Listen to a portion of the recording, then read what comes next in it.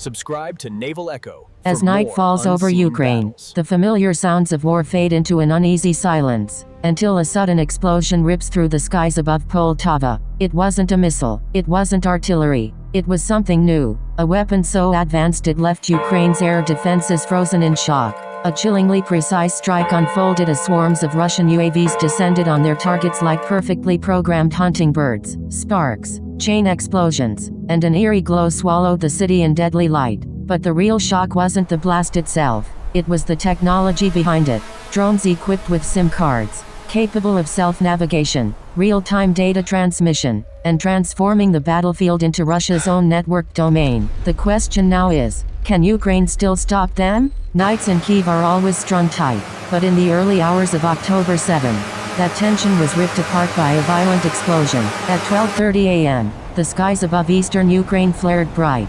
From afar, streaks of light could be seen plunging downward, one after another, as if a rain of metal was falling from the heavens. This was no flare, no missile. It was the unmistakable sign of a new kind of weapon, one even veteran soldiers had never faced before. The first radar signals from Ukraine's air defense units showed dozens of unmanned aerial vehicles breaching the Poltava region. Alarms blared across the area, but it was too late to stop the storm. The night Poltava burned. Poltava, once a crucial logistics and energy hub for Ukraine, suddenly became the eye of a metallic hurricane. Russian UAVs moved as if they had a will of their own, attacking simultaneously from both north and south. Ukraine's air defenses were thrown into chaos, unable to tell decoys from real threats. Commanders on the ground could only listen helplessly to the reports. Power station number 3 hit. Fuel depot burning. Central rail hub disabled. Within minutes, Poltava's entire industrial sector was ablaze. The mystery behind the precision. What stunned military observers wasn't just the accuracy of the strike, it was how it was executed. These drones weren't operating on the old playbook. They didn't rely solely on GPS. They seemed to navigate autonomously, coordinate dynamically, and even reroute mid-flight when faced with electronic interference. Something new, something hidden, was at work. Only when the first wreckage was recovered did the truth begin to surface. The Russian Garand drones had been upgraded, fitted with SIM cards and mobile antennas, allowing them to connect to Ukraine's own civilian telecom network for navigation and data transmission. When GPS jamming kicked in, the drones switched instantly to cell tower triangulation, using nearby mobile towers as invisible beacons guiding them unerringly toward their targets. That night, Poltava didn't just lose electricity, it lost its sense of safety. The dawn after the storm. At sunrise, residents awoke to skies still thick with smoke and the eerie orange glow of smoldering fires. Sirens wailed.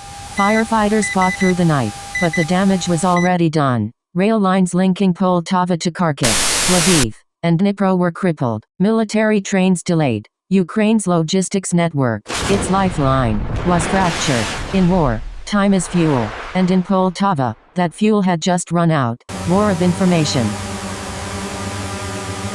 The following morning, official reports confirmed at least 5 major energy and transport facilities destroyed, and multiple residential areas damaged indirectly. But what shocked analysts most was Russia's choice of targets. This wasn't random bombardment, it was a surgical strike, hitting the most critical nodes: power distribution, fuel storage, and transport coordination hubs. Each target was chosen with real-time intelligence, fed, ironically, through Ukraine's own network infrastructure. Experts called it a textbook case of asymmetric warfare. Russia had leveraged cheap, easily produced technology combined with cunning strategy to achieve devastating efficiency. Each Garand drone, costing only tens of thousands of dollars, could inflict millions in losses by halting a power plant for weeks. This is 21st century warfare, not defined by troop numbers, but by data and connectivity. The Trojan network. In the days that followed, Ukrainian cybersecurity experts warned that Russia might be exploiting vulnerabilities in Ukraine's mobile network. With over 25 million unregistered SIM cards, any Russian drone could hide within Ukraine's telecom grid,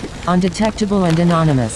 A digital Trojan horse embedded deep within the nation's infrastructure. Desperate for answers, the Ukrainian military considered a drastic measure, shutting down all mobile networks in high-risk regions. but that would also cripple communications for their own troops and emergency forces. A technological deadlock with no easy solution. A clash of philosophies. That's when the realization hit. This wasn't just a clash of armies. It was a battle between two philosophies of technology. One side defends complexity with high-tech precision. The other uses simplicity, adaptability, and low cost to dismantle it. At Poltava, Russia proved that victory doesn't always belong to the stronger force, but to the one that understands its enemy better. A new era of fear. In the nights that followed, Ukrainians no longer looked at the night sky the same way. Every flicker of light, every faint buzzing above could mean unseen drones. Silent hunters guided not by radar, but by the very networks that connect their phones. Poltava has become a symbol of a new kind of warfare, one where the line between civilian and military technology has been erased forever. Before Poltava shook, Kharkiv was the first to feel the wrath of the Garin drone swarm. On the night of October 6, just before midnight, the eastern sky of Ukraine lit up with 20 explosions in less than 20 minutes. No one had time to react. When the smoke cleared, it became evident. This wasn't a random strike. It was the opening act for what would unfold over Poltava just hours later. A coordinated, large-scale campaign that analysts now call a new UAV doctrine in the making.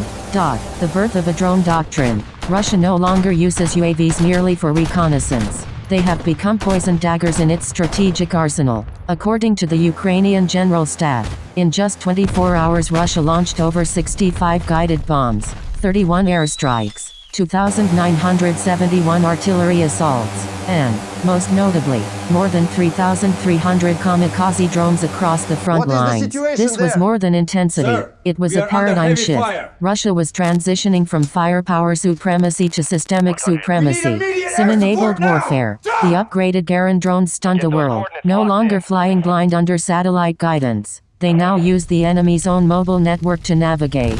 A simple concept, but one powerful enough to reshape the future of electronic warfare. By inserting a SIM card into its navigation module, a Russian drone could access Ukraine's telecom grid, positioning itself by measuring distances to surrounding cell towers. Even if GPS was jammed, the mobile network remained alive, a secondary guidance layer that made them nearly impossible to blind. Each drone also transmitted live telemetry back to its command center, coordinates, speed, altitude, and even real-time imagery. Together, they formed a living sensor network, attacking, scouting, and feeding data for follow-up strikes. If one drone was shot down, the system instantly recalibrated the others, adjusting their routes autonomously. It was an ecosystem, self-healing, self-learning, and human-independent. The spiral of death. When observers analyzed flight patterns from the Poltava strike, a chilling discovery emerged. The drones hadn't flown straight. They moved in synchronized spiral loops, encircling targets before diving down simultaneously. This indicated the presence of a collective coordination algorithm, perhaps powered by basic AI or automated route optimization software, allowing the drones to overwhelm air defenses through deception and timing. The invisible weakness.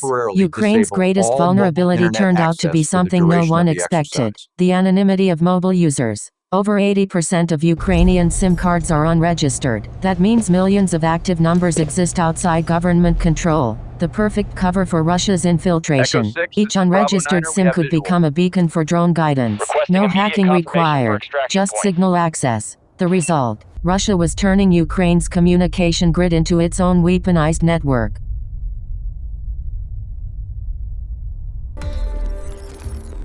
Experts called it a parasitic weapon.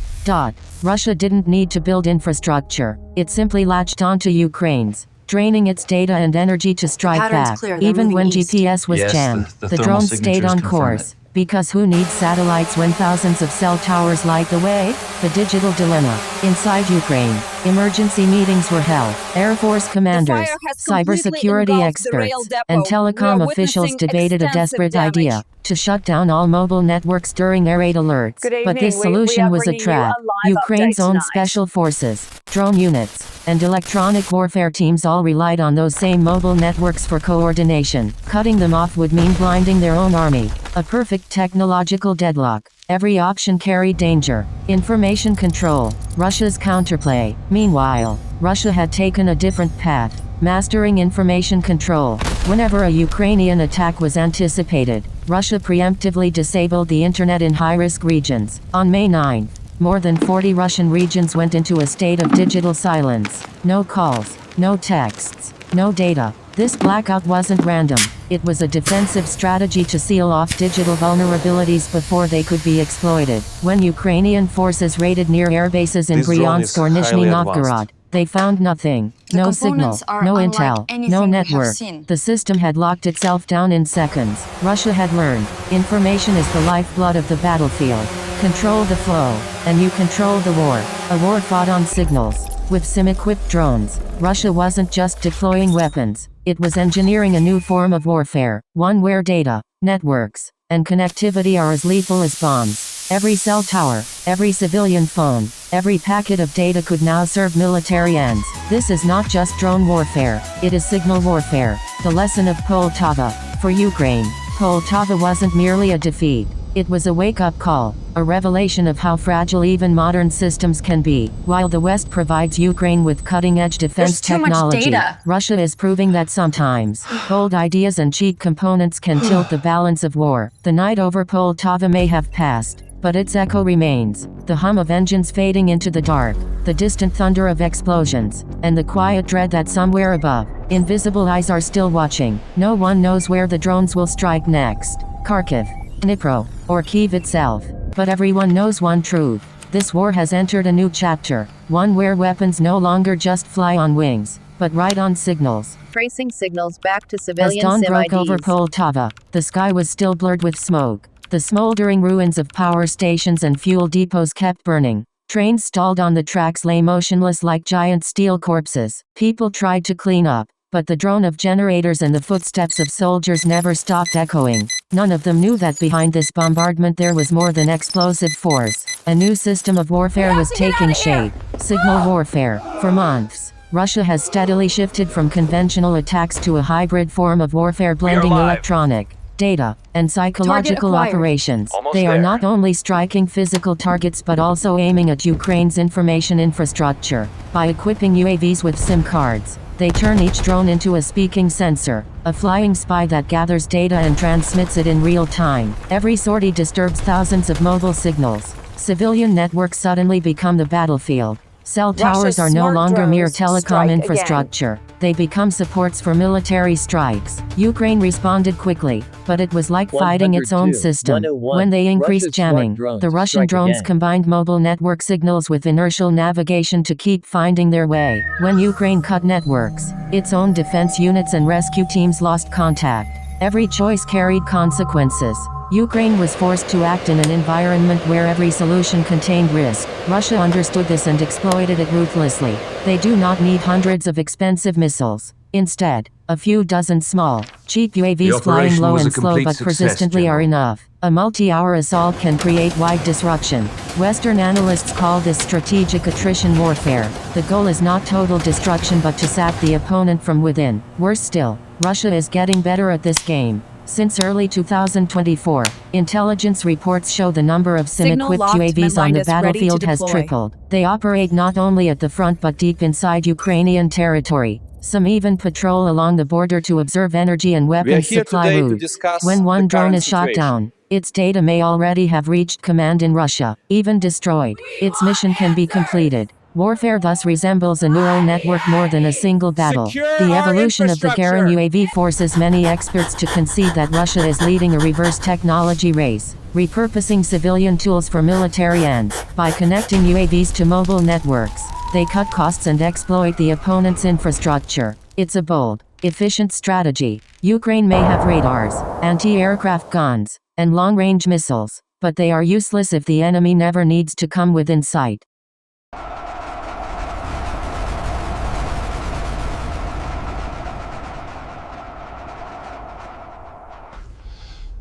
They used our own signal On the against other us. side, Ukrainian engineers are scrambling for countermeasures. Some propose signal recognition systems to distinguish drone signals from civilian ones, but the problem is harder than expected. When a drone uses a Ukrainian SIM, its signal is fully legitimate on the network. Among millions of active connections, Who can tell which is a drone and which is a citizen's phone? Even NATO experts admit that detecting this kind of drone is almost impossible without deep intervention in national network infrastructure. Every new Meanwhile, convenience comes Russia with is an testing a new invisible cost, generation of demanding UAVs that more of our adjust flight time, paths based on attention, mobile and signal ultimately, density. They will ourselves. fly toward areas with the strongest signals, precisely where population or critical infrastructure is concentrated. That allows them to target automatically without direct human control. It's a cold, ruthless but militarily logical strategy. The success of sim drones places Ukraine in a paradox. If they allow mobile networks to operate, they become victims of their own technology. But if they shut networks down,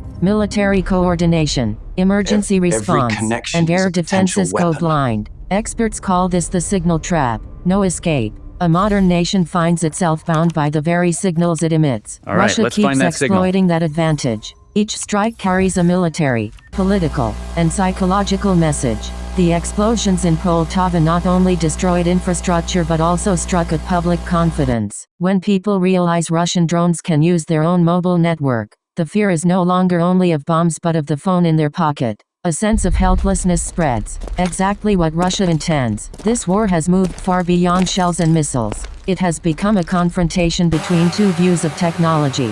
One side trusts layered defense and advanced networks. The other trusts the cunning of repurposing simple tools.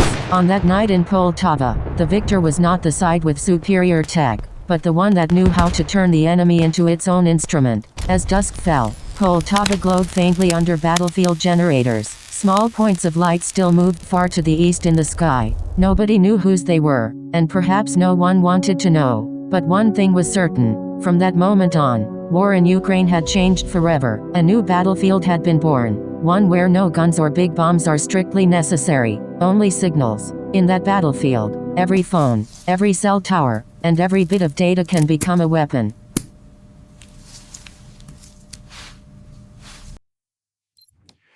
Our signal warfare capabilities have reached unparalleled efficiency. The enemy is attempting to detect our air defense systems, so limit your phone use during these attacks.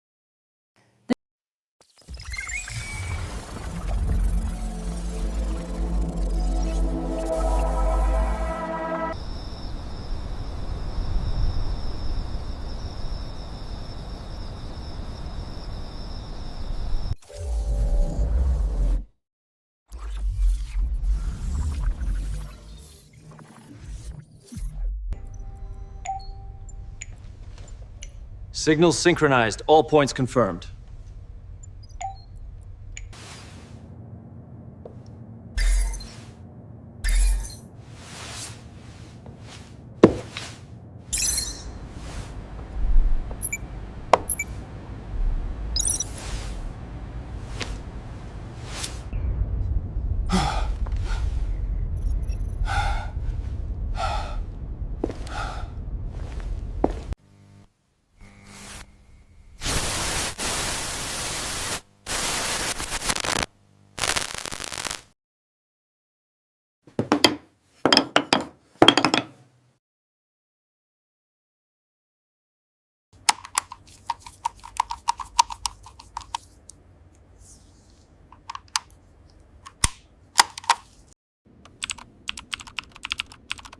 Activate Network Strike Protocol.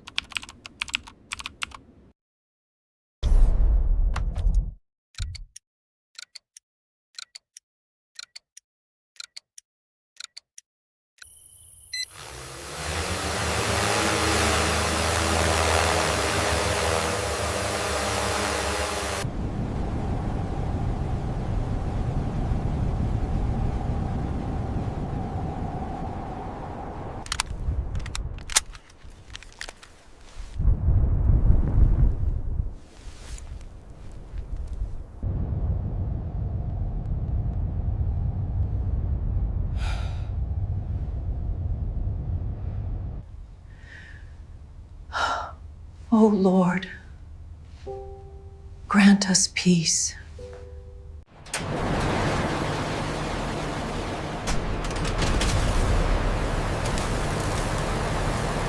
Good work. Yes, very good.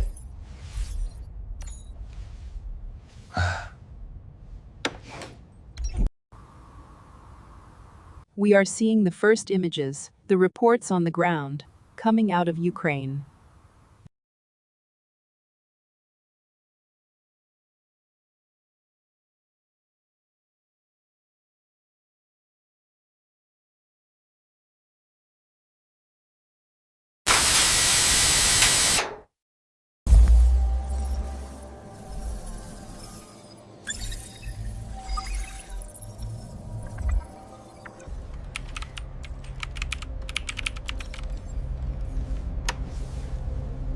System stabilized.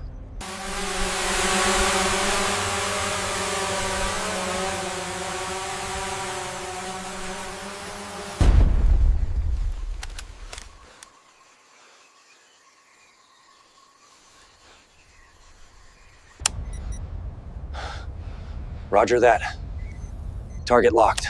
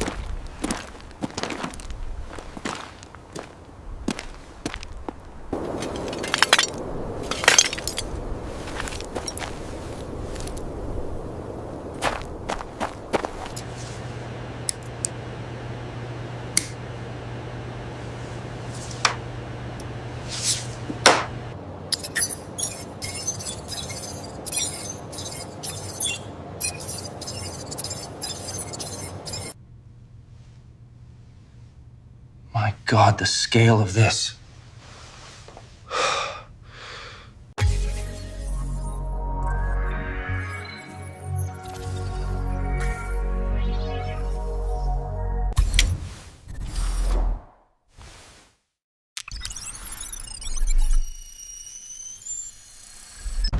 The war for signals has just begun.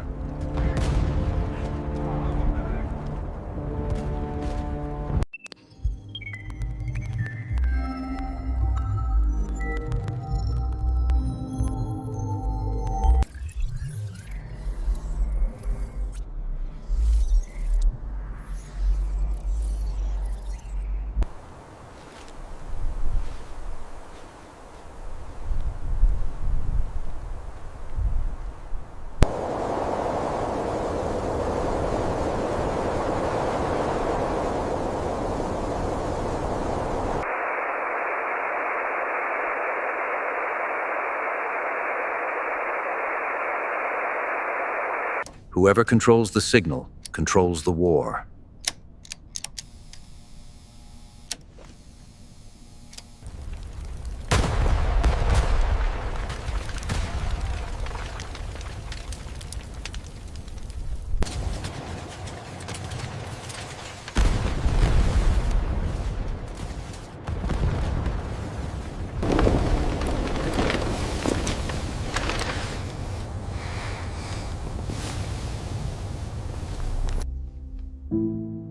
A new kind of warfare is here.